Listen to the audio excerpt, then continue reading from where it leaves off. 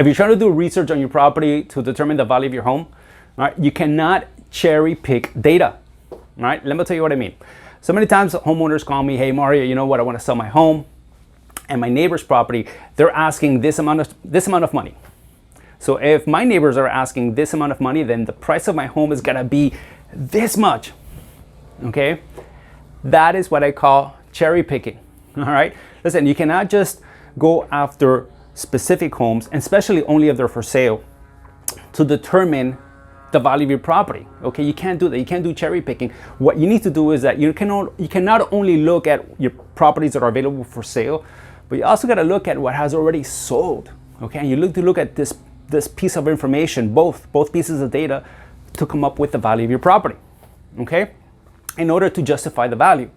All right, let me put it to you in other ways. Look at this watch, all right? This watch, my wife gave it to me, like 20 plus years ago when we were in college. I can't imagine, this watch is probably worth 50, 100 bucks maybe. Let me tell you something, okay? Just because if I go to Amazon, if I go to eBay, and I find some crazy nut asking $1,000 for this watch, does not mean that all of a sudden I can also ask $1,000 and I'm going to sell it for $1,000. Or it doesn't work that way, okay? I gotta go see if I want to sell this watch, which is never going to happen because it's worth $1 million to me. You know, emotional value.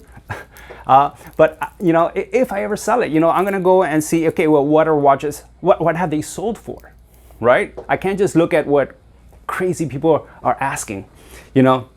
And I'm being sarcastic about crazy people. I mean, you know, I'm just trying to make a point here. But listen, I think you get the point that you can't cherry pick data. You can't cherry pick houses just to justify the value of your property just because you're trying to ask more money for it. You need to look at the whole picture. Okay, that's the message here. Okay, so if you have any questions, message me, post your comments.